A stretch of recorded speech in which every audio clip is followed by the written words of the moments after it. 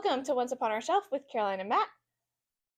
I'm Caroline, your host, and today Matt is diving into a fantasy behemoth, The Wheel of Time, a series by Robert Jordan. Let's get into it. Yeah, absolutely.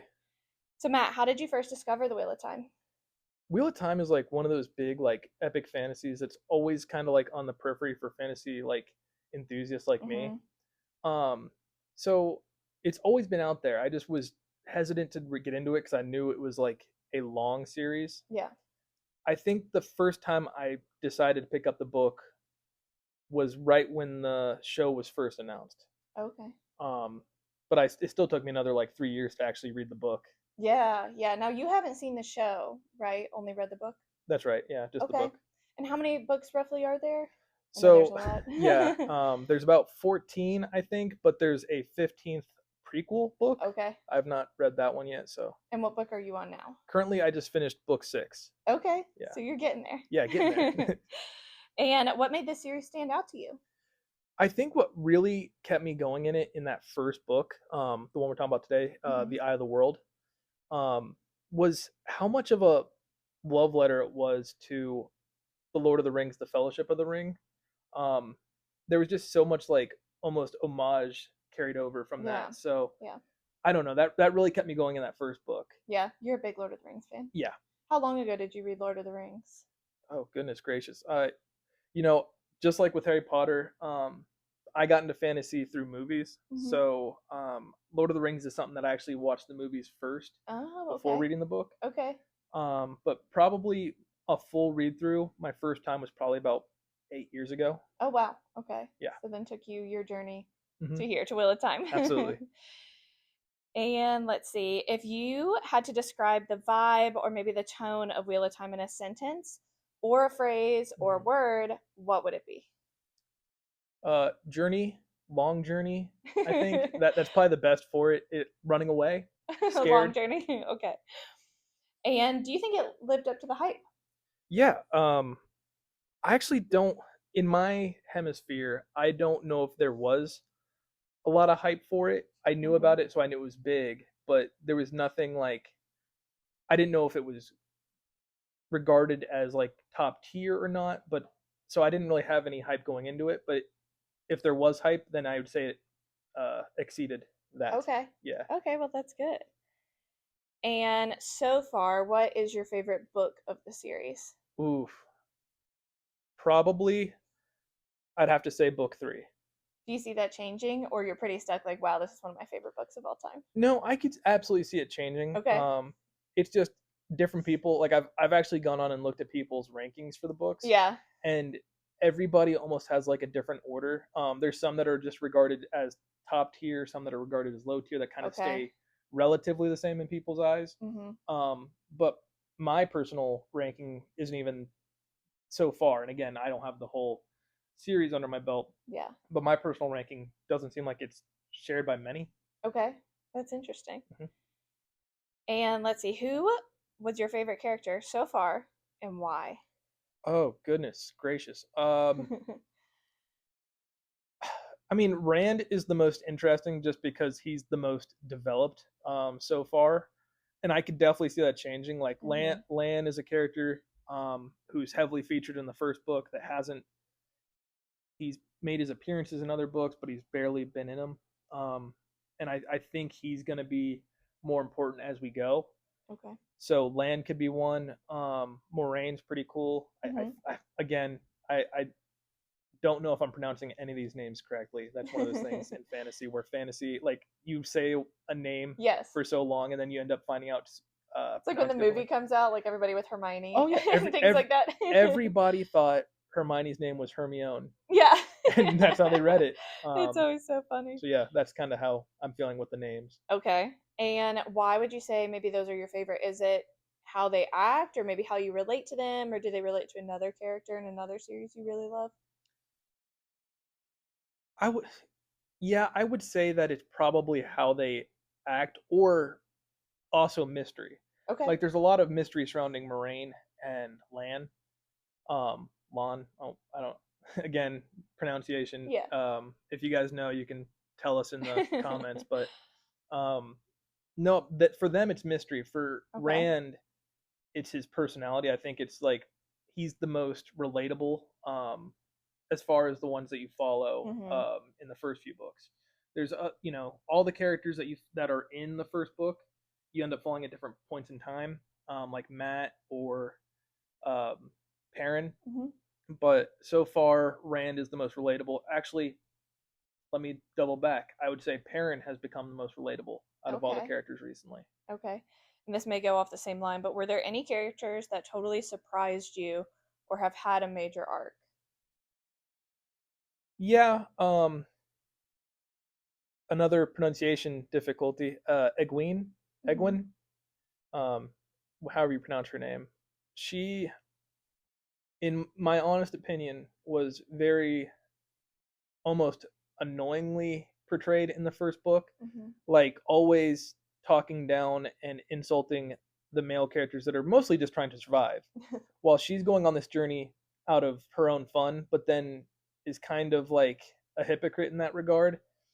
Her character arc has been building more and more as the books go, and you spend a lot more time with her. Okay. Which, if I was told that after reading the first book, I would have been like, "Oh, here we go." But she she's all right, I guess, Coming so around. far. Yeah, Okay, so as we know, the world building is massive in this book. Was it easy to follow or overwhelming? yeah. I mean, it depends on what you want from your fantasy world.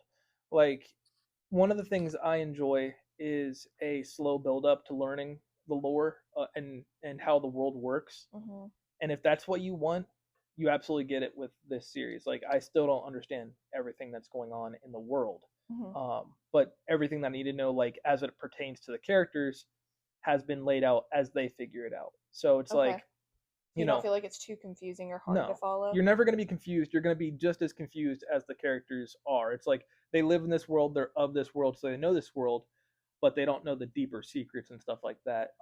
Okay. So, I think that's better because if you ever read one where then you're like flipping back to the first page or flipping back to the mm-hmm. map and you're like, where did this come from? Where Yeah, did this one come from? like if So, it was a 14-book series and yeah. some secret that is explained in book one doesn't come Right. back into play until book 14, yeah, then you're going to get a little confused. Yeah. So I do like Yeah. slow build ups, and it's kind of like a machine that's being built as it goes, in the regards that like each piece is not just in isolation when it's introduced. It Mm-hmm. becomes part of the bigger machination, Okay. where I feel like the other way, like you said, when something's introduced and then doesn't come into play till later, that almost isolates it and Mm-hmm. isolates each piece of the world building. Yeah. Yeah. That So makes sense. yeah.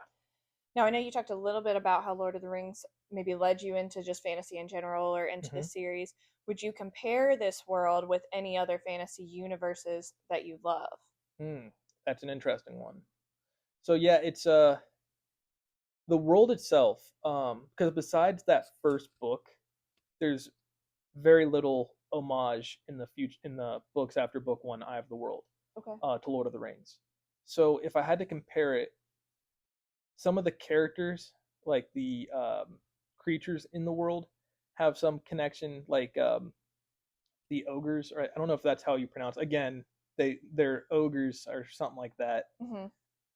Kind of give me Ent vibes from Lord of the Rings, the big tree monsters, Yes. like Yes. Yes. Treebeard. Yes. They kind of give me that vibe, but not like exactly.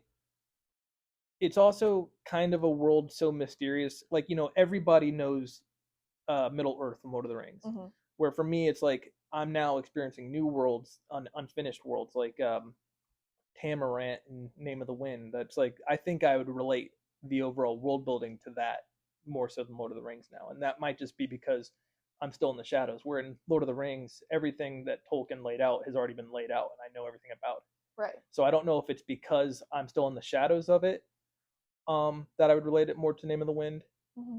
but that's the vibe I get now. Okay. Okay. Now, let's see. Do you think the pacing we talked about the world building and Mm-hmm. things like that? Do you think the pacing is working for you so far across the series? If you're on book 7, you're roughly halfway. Do you think that's working so far, or do you think it's a little fast, a little slow, or do you think it changes by book? Yeah, I would say personally, I feel like there'd be a lot of people that have uh, like problems with the pacing. Mhm. It is, and this might just be for epic fantasy in general, where pacing is slow, right? Mhm. As the worlds get built out, they're longer books, they're like massive. Um, the pacing can feel slow sometimes, and sometimes you might get annoyed that you can almost see a path for the character to quicken the pace of the book by making a decision, but it almost seems like sometimes they make opposite decisions just to spite the pace, you Okay. know? Okay. So there is that sometimes, and I feel it sometimes, but overall, since you're spending time with uh, characters in isolation so much that you're moving around, it kind of makes up for it. Okay. Okay. Now, what's Robert Jordan's writing style like? Would you say it's pretty dense, poetic, action heavy? How would you describe it? Um, he doesn't use like crazy prose or anything like that. Maybe some in naming. Now, Um, describe prose just in case people are. yeah, it's like prose is typically like your artistic, like non like um, dialogue Okay. sentences. So if there's a lot of like flowery Germanic or Latin language to really spruce up, Which I feel like can happen in fantasy sometimes. it can also happen in romance. There's going to be a lot of Yeah. prose. You really want to describe the way everything looks and feels and stuff. So you get it a lot in romance. You get it a lot in certain fantasies, and I think the best place for it is cozy fantasy. hmm But so there's not a lot of it, and I'm comparing that again to Name of the Wind, which I feel like has just a ton of beautiful prose. hmm But it's action heavy when it needs to be. But then there's just a lot of like character moments. Okay. So like a lot of there's Good gonna be balance, you dialogue. would say. Yeah, it's pretty balanced. Okay. Now, is there a moment in the series that really stuck with you? Obviously, not giving away Ooh, spoilers, but is there a certain moment or time or character that has really stuck with you? absolutely. Um, and it's just and without giving away any spoilers, it's just acceptance by the main character and who I'd say is the main character because these books follow a bunch of different people. hmm The first two books are going to be following Rand, so I consider Rand the main character. Okay. That might change by like book 8 or something like that. I don't know, hmm but right now I still consider Rand since we followed him the most through the first two books. Okay. Now, would you reread it? You're about halfway through. Do you The think you could see like yourself rereading this? Okay, so are we talking about just the first book, or are we talking about the whole series? I think it's up to you. Would you reread the whole series, or would you feel, no, I would just go back and read, XYZ book?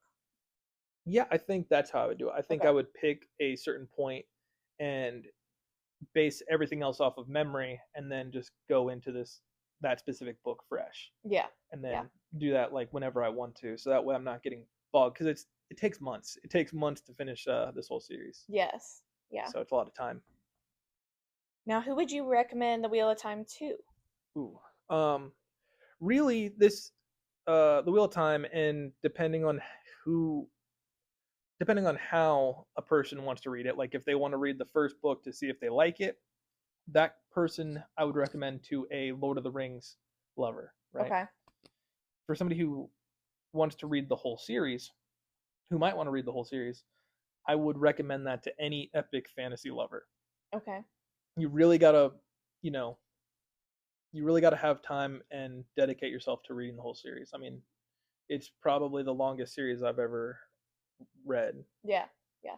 Now, other side of the coin, are there any readers this might not be for? Yeah, absolutely. So, there's people that don't like longer books and that they tend to shy away from epic fantasy in general. Like somebody who wants a 300-page book or a series of like 200 to 300-page Yeah. books, Yeah. this is not going to be their cup of tea. There's just like in Harry Potter, each book has like different lengths. Like the first few books are short, the middle books are long, and then I think it shortens out again. I'm pretty sure, hmm but it depends on how much you want to invest. It's an investment for sure of time. Right, because not only is it a long series, but each book is, I mean, heavy. Like they're long Yeah, in themselves. absolutely. Okay. Now, if you were to give this an overall rating out of five, What would you give it and why? Yeah. So am I rating Eye of the World or am I rating all of Wheel of Time so far? Let's do the first book Okay. just by itself, and then what you would rate the series so far, because then we could come back to the whole thing later and see Yeah. kind of where you stand still. And you can do points, Right. like a 3 point something or 4 point It's hard because like on a 5 point scale, then you something. miss some.